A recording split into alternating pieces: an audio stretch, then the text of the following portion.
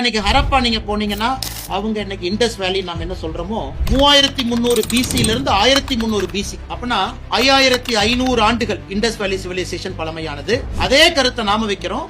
Indies வேலி அழிந்த பிறகு நாம தோன்றல, அது நடந்த பொழுதே பேரலா இங்க நமக்கு நாகரிகம் இருந்துச்சுன்னு தான் நம்ம சொல்றோம்.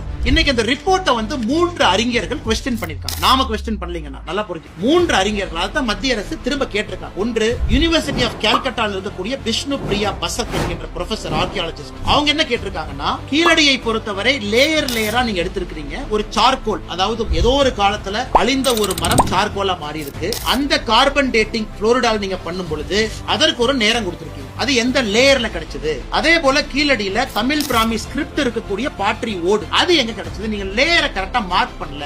ஒரே லேயர்ல கிடைச்சதா தனித்தனி கிடைச்சதா கிளாரிஃபை பண்ணுங்க. நியாயமான கேள்விதான். பிரபோத் சிர்வல்கர் டெக்கான் காலேஜினுடைய ஆர்கியாலஜிஸ்ட் அவர் என்ன கேட்டிருக்காருன்னா, உங்க ரிப்போர்ட்ல அப்சல்யூட் டேட் பீரியட் நீங்க மென்ஷன் பண்ணல, அதையும் சரியா மென்ஷன் பண்ணுங்க. ஹர்ஷவர்தன் சித்தூர்காரர், நம்ம பார்டர் டிரிபிடியன் யூனிவர்சிட்டியில இருக்காரு ப்ரொஃபஸரா. அவர் என்ன கேட்டாருன்னா, 2 ஓட்டை வைத்துக் கொண்டு நீங்க சொல்லி இருக்கக்கூடிய நாட்களை சொல்ல முடியுமா? நமக்கு நிறைய ஐட்டம்ஸ் வேணும் இல்ல, வெறும் 2 ஓட வச்சு எப்படி சொல்லுவீங்க? நாகசாமி ஐயா, டாக்டர் ஆர் நாகசாமி ஐயா அவர் என்ன சொல்றாங்கன்னா, இன்னைக்கு இந்த தமிழ் பிராமி ஸ்கிரிப்ட் இந்த ஓட வச்சு நம்ம என்ன சொல்றோம்னா 6ஆம் நூற்றாண்டு, 6ஆம் சங்க இலக்கியத்தை பொறுத்தவரைக்கும் 6ஆம் நூற்றாண்டு கொண்டு போகும். இத்தனை நாள் அது 3ஆம் நூற்றாண்டு இருந்துச்சு. அப்படின்னா ஒரே அடியா 300 பிசி பின்னாடி போகும். அவர் கேட்கக்கூடிய கேள்வி என்ன, எந்த ஆதாரத்தின் அடிப்படையில் நாகசாமி ஐயா கேட்கிறாங்க? ஒரு சார்கோல் இருக்கு, 2 ஓடுகள் இருக்கு, இது 2 வச்சு மட்டும் எப்படி சொல்ல முடியும்? சொல்ல முடியாது, ஏத்துக்க முடியாது. P.A. கிருஷ்ணன் ஃபார்மர் பியூரோக்ராட், தமிழ்நாட்டை சார்ந்தவங்க, அவங்களும் இதேதான் ரேடியோ கார்பன் வச்சு அவர் கேள்வி கேட்கிறார். அதனால இன்னைக்கு தமிழக அரசு வந்து மத்திய அரசோடு வேண்டாத சண்டைக்கு போறதை விட, நாளைக்கு நாம கீழடியினுடைய ஆய்வறிக்கை உலகம் முழுவதுமே ஏற்றுக்கொள்ளப்பட வேண்டும். ஏதோ தமிழ்நாட்டுல திராவிட முன்னேற்ற கழகத்தினுடைய ஆட்சி வந்து